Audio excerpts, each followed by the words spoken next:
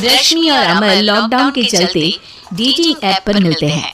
उसी बीच उनकी बॉन्डिंग बहुत अच्छी बन जाती है और दोनों एक दूसरे से प्यार करने लगते हैं।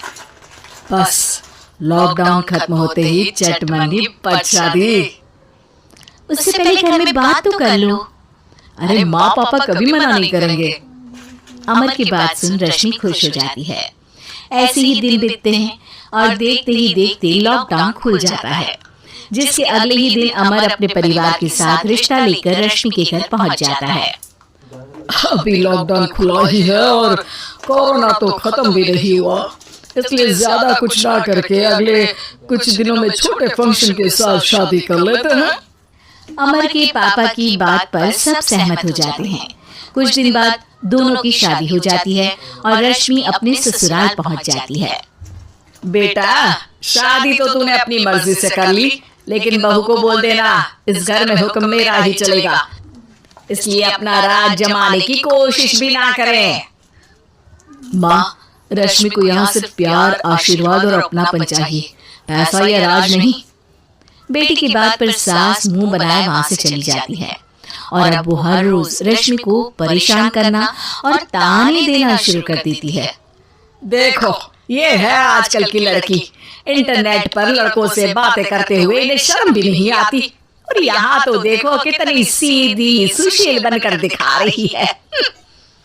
मम्मी, शादी के रिश्ते वाले इंटरनेट ऐप से जब किसी को कोई दिक्कत नहीं है, फिर डेटिंग ऐप के जरिए मिलना किस तरह गलत हो सकता है? रश्मि की डेटिंग ऐप वाली बात सुन उसकी हैरान सास तुरंत तुलक कर पूरे घर को सिर पर उठा लेती है, जिसकी आवाज सुन अमर और उसके पापा भी वहां आ जाते हैं। हाय मेरी माता, इतना बड़ा झूठ! डेटिंग ऐप को इंटरनेट के जरिए मिली है बोलकर इस कलमुही को मेरे सर ला बिठा दिया। अरे नासपिटी, तुझे जरा भी शर्म नहीं आई? वहां न जाने कितने लड़कों से गुलगुलू करके तुझे मेरा ही लड़का मिला था फंसाने के लिए। माँ, मुझे तो समझ नहीं आ रहा क्या बोले जा रही हो। डेटिंग ऐप इस्तेमाल करना कोई अपराध नहीं है, और तुम रश्मि को ऐसा कैसे बोल सकती हो? मैं भी तो था उस ऐप पर। पहले उसके लिए माँ से झूठ बोला और अब लड़ाई कर रहा है। सास और अमर की बात सुनकर रश्मि हैरान खड़ी रहती है। अमर, तुमने घर में झूठ क्यों बोला? ये सब देख रही हो ना, इसी की वजह से झूठ बोलना पड़ा। एक तरफ अमर और रश्मि की ये बात चल रही होती है, वहीं दूसरी तरफ सास का नॉन स्टॉप क्लेश सबको परेशान कर देता है। सब एकदम चुप, जो हुआ सो हुआ, अब मुझे कुछ ना सुनाई दे।